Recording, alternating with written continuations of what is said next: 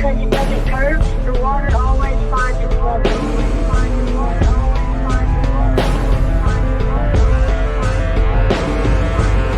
What'd your teacher do? She just didn't talk to me anymore. All she did was walk away. And I was like, what is this about? What? That's okay though. For being so young, you're very, very smart. That's fantastic. Yeah. So keep up the good work, man, and stay flat, okay? Okay, I'm a flat earther.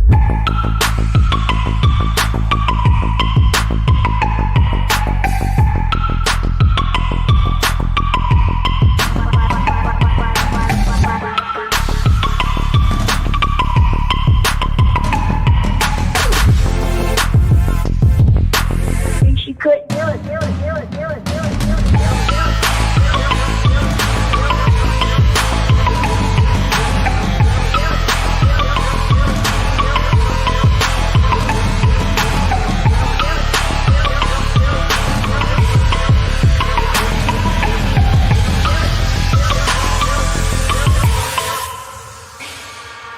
I'm a flat earther. I'm a flat earther. I'm a flat earther. I'm a flat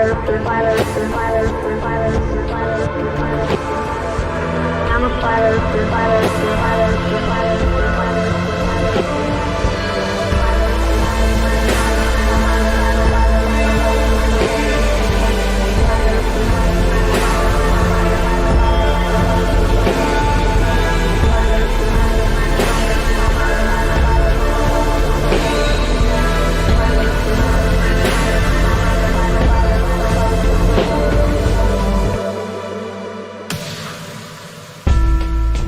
Hey, my name is Tristan and I'm in second grade, and I asked my teacher to show me an experiment where water curves. She couldn't do it because it doesn't curve. The water always finds its level.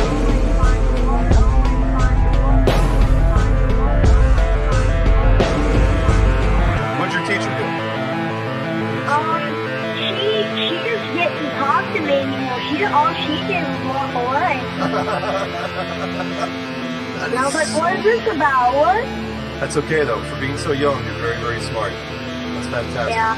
So keep up the good work, man, and stay flat, okay? Okay, I'm a flat earther.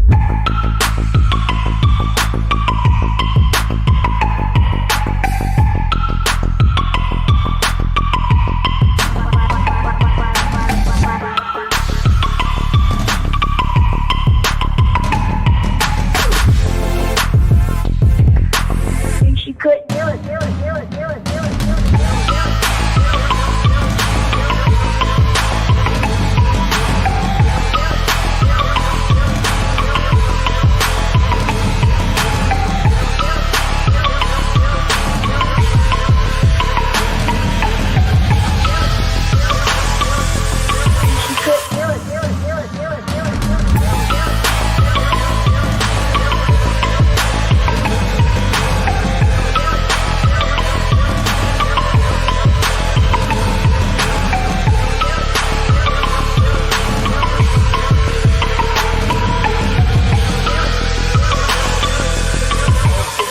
Up for sound bites. This is awesome.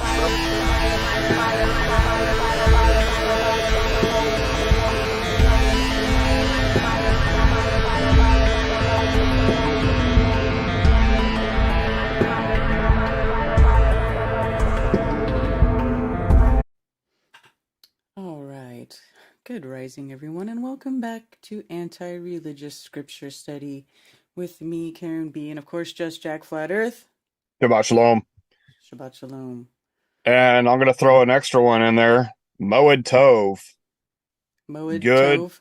Yeah, Moed Tov. Good appointed time of Yah. So the Tov, of course, is functional or good, and Moed is the appointed times of Yah. And the reason I'm saying this is because tonight, when the moon appears, it's the marker for beginning the 7th month, which is the latter Moedim. And the reason I'm saying latter is because you can't use the English terms of spring or fall, because if you go down south, it's springtime, and if you're up north, it's fall time. So, you know, so I make that distinction because there's two Moediym portions. There's the early and the latter, and this is, of course, the latter. So now the sunrise and sunset is going to be more north of east and west now. So this is that, or sorry, no, it's starting to go further south. Yeah. Oh my gosh. Yeah, got confused there backwards. It's the opposite for springtime, obviously. Right. For my springtime. This is the latter season though.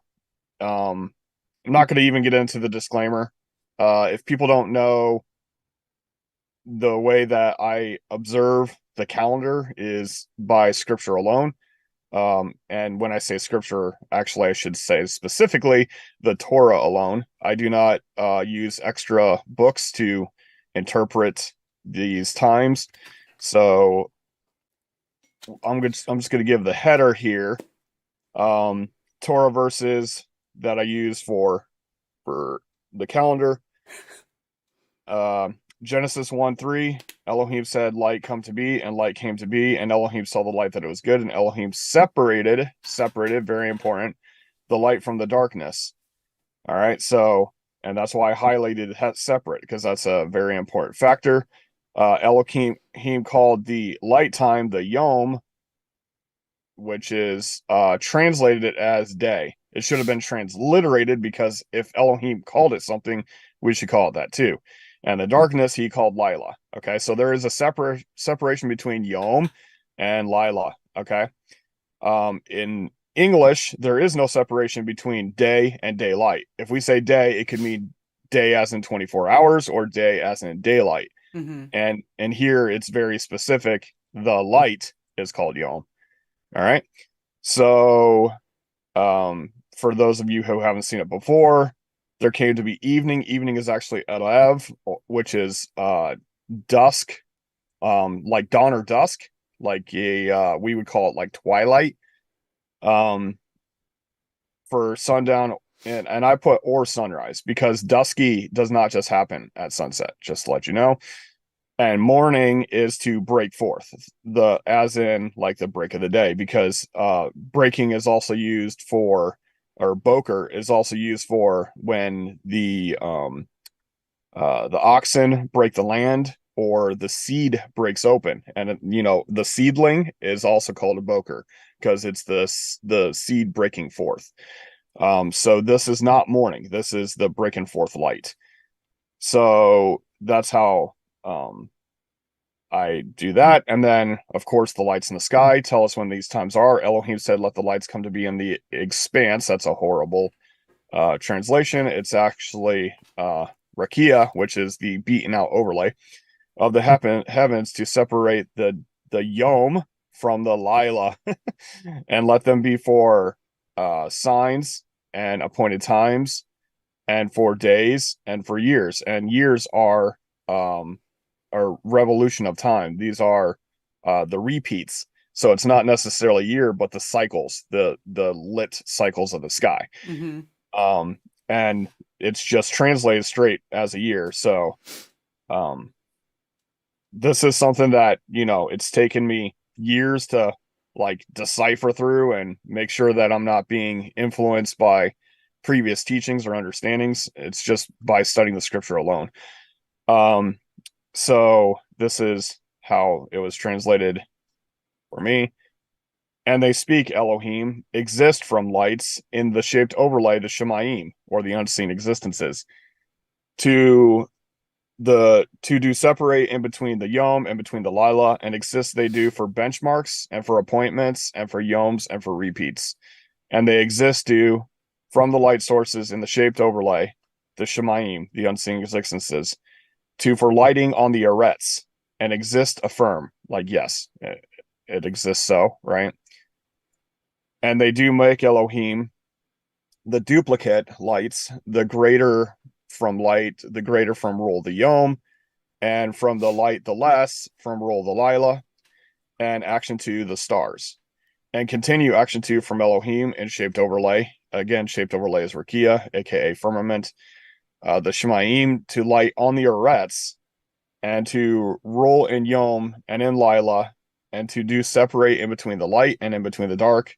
And he see Elohim, because that functions and exists mingled darkness and exists breaking forth seen light, Yom forth.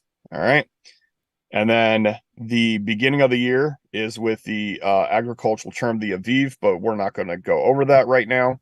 We're going to jump forward to the group of the Moediym, and the best place to do that is Leviticus 23. Anyone who is trying to live according to the Torah and you want to keep the appointed times, Leviticus 23 is a staple. It's a must. It needs to be bookmarked and studied to know when the appointed times are. So the latter, in my area, fall, Moediym, it starts around verse 23. So it's kind of easy if you think about, if you remember that it's chapter 23, and then verse 23 is the beginning of the latter Moediym. So from 1 to 22 is the spring, or I should correct myself. The early Moediym is 1 through 22, and then 23 through the end is the latter, aka my fall Moediym. One moment. Okay, so starting at verse 24, what was verse 23? Let me look at that really quick. Okay, it just says, and Davar, ordered word, Yehovah, to Moshe, saying. Okay, so that's just the introduction. And Yehovah gave word to Moshe, saying, speak to the children of Yisrael, saying, in the 7th month, on the 1st day of the month, first day, this is Yom, right? Yom is the light time. You have a rest, a Sabbaton. This is with the tone on the end, gives it the suffix that means it's diminutive. It's not a full Sabbath, but it is a day of rest. A remembering of blowing trumpets, a remembrance of teruah. The teruah is shouting with your mouth, or the blowing of trumpets, the shouting of the trumpets. A set apart gathering, Yom Teruah. You do no servile work on it. On the 10th day of the 7th month, so this is like tonight, I'm going to be looking for the moon, which it's already been 30 days for the 6th month, so it's like definitively tomorrow is Yom Teruah. However, I'm going to continue in the practice of starting the month by sighting the new moon, so I'll be looking for that tonight.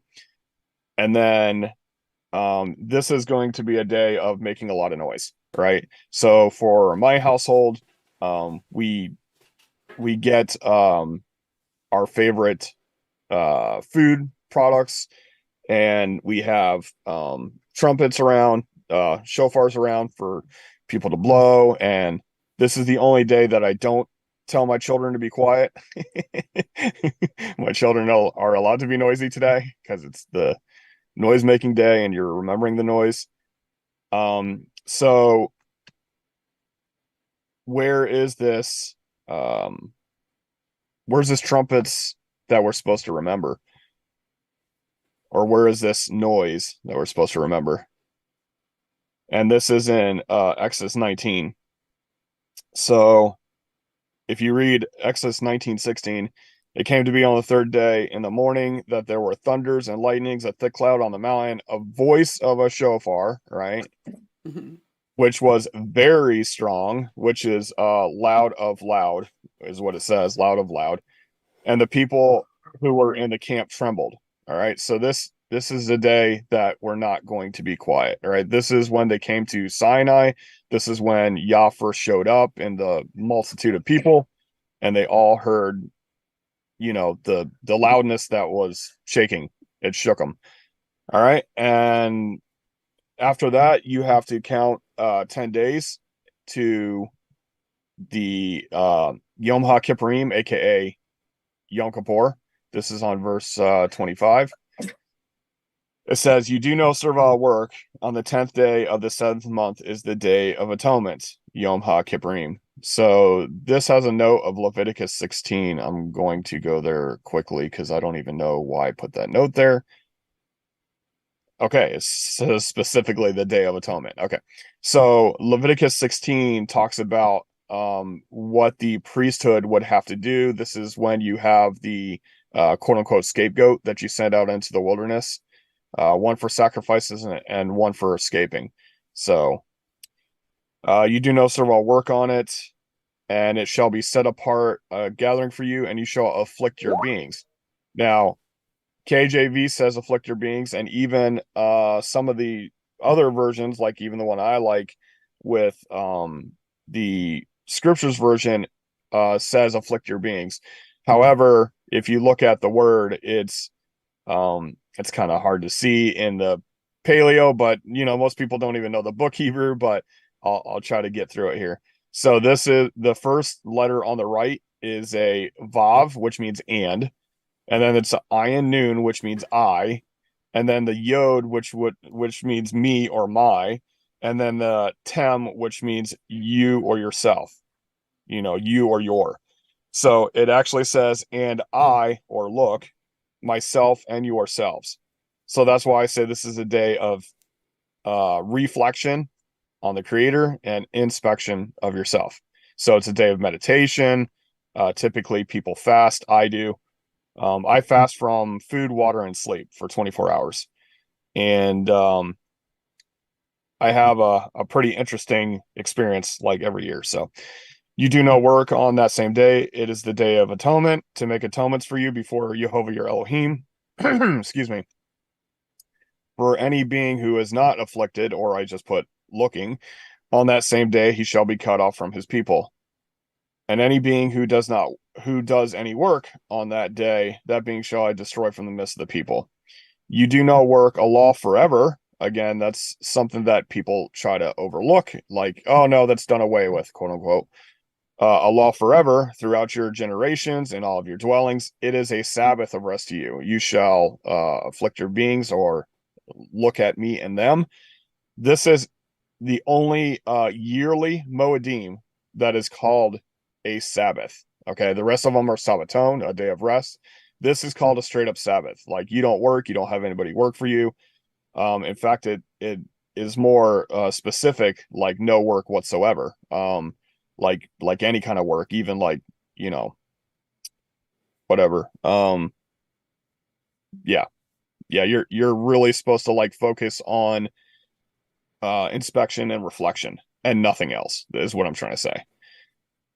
And it says that on the 9th day of the month at evening, which again, if a day started at sunset, it would say starting on the 10th evening, but it says on the 9th evening. From evening to evening, you observe your Sabbath. And then 5 days later is Sukkot.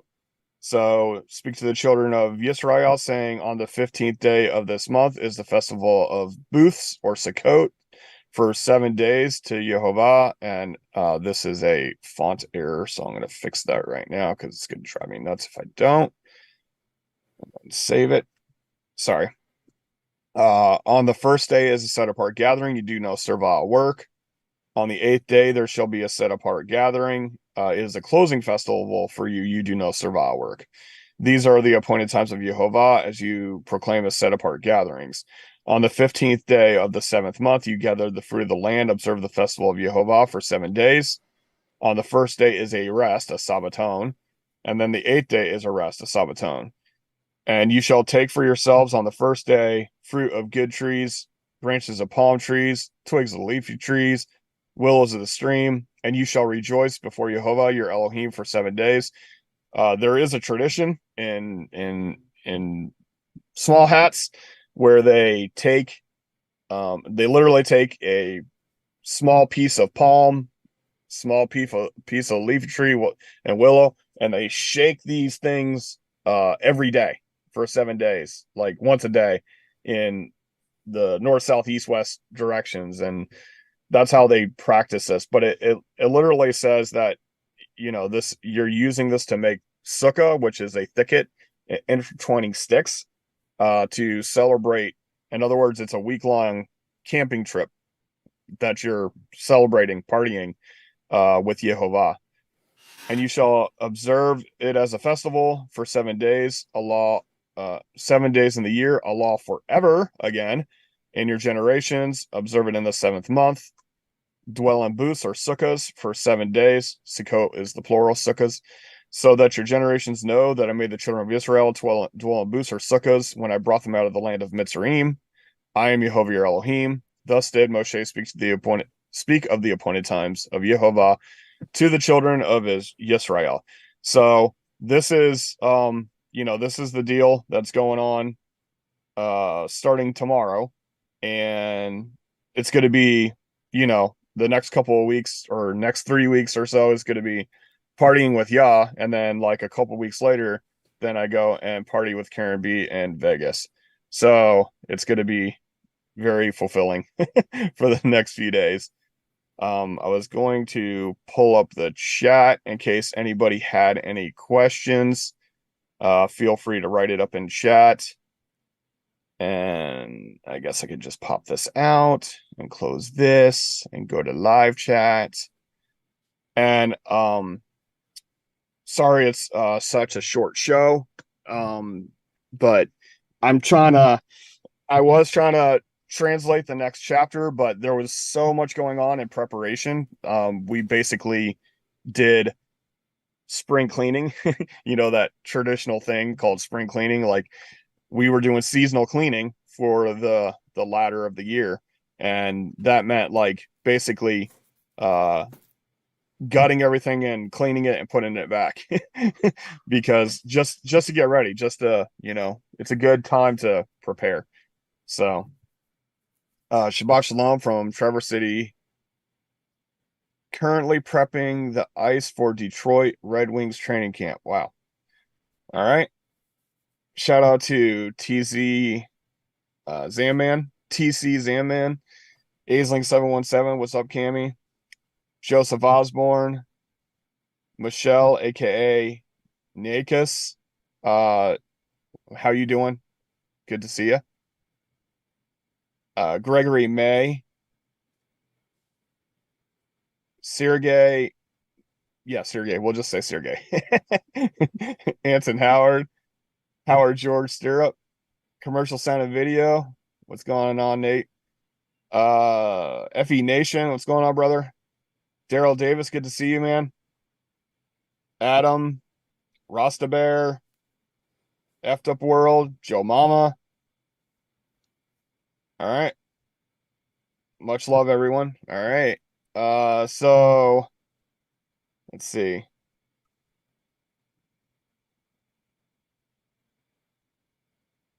I call this time of the year the dead time of the year. Yeah, it's going into its rest. Finally made it for the start of the show. Dawn and dusk, both being sunrise or sunset, explains how the day does not start in the evening, but at the break of daylight, evening to evening, makes it sound like the darkness is day also. So yeah, the inclusion of the twilight and the broken light is the explanation for the Yom. It doesn't include the darkness, which is the Choshek. When they're saying specifically Yom. And then there's incidences like, for instance, when Moshe went up on the mountain, that it was 40 Yom and 40 Lila. To make it specific that he was there for the whole 24-hour period. So they could have just said 40 Yom, but they were being specific of Yom and Lila in that instance. It's only in Western civilization that day means both things. 13 moons is the most legit calendar mathematically, but not observably. So like the lunar cycle is 29.583 days. So a month is either 29 or 30 days based on the lunar cycle. And what I mean by the lunar cycle is, dark to full, full to dark. That's one lunar cycle. And that does not work with the 13 month cycle. That only works with the calculated lunar cycle works with 13 if you ignore the darkness, or however that goes. Hey, flat earthers, grand rising on the flat horizon. So, all right, I guess shout out to Boston Ray. I don't know if I saw him up here. I don't think I did. Nope.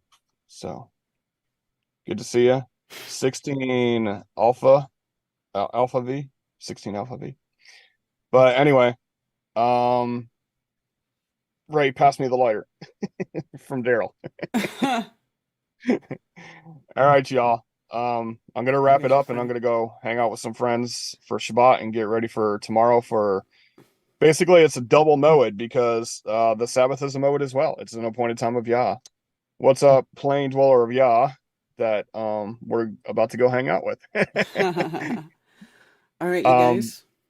Gonna have parties, but y'all get ready. Like it, time is approaching quickly, so get ready for Vegas if you're going, and if you're ready to get involved with this Moediym, let's get it on. And if you want to hang possibly with us, if you're in the upstate South Carolina area and you want to get involved with Moediym and you haven't before, feel free to contact me, justjackflatearth@gmail.com, and we'll check it out, see if you want to come out for Sukkot and hang out for a little bit. How are we supposed to know what days the scriptures are referring to if the calendar is all jacked up? First of all, I'm offended that you would use my name, Jack, to mean something bad. No, I'm just kidding. Welcome to my world. Yeah, I mean that is the Karen, right? Don't be a Karen, right? So this is what I'm talking about. Like I look at the scriptures with with the utmost care. Like I'm going to do my due diligence to find out what the scripture says about the calendar, and I'm going to put as much of that into practice as I possibly can. Have a great time in Vegas. Good thoughts and prayers. All right, we're wrapping it up. All right, everybody. Thank you once again for joining us for another episode of Anti-Religious Scripture Study, and our talk today on the latter Moediym. So hopefully we'll see you all at Flattoberfest and at whatever other streams I do. I don't know. All right. All right. See y'all later. Shabbat shalom.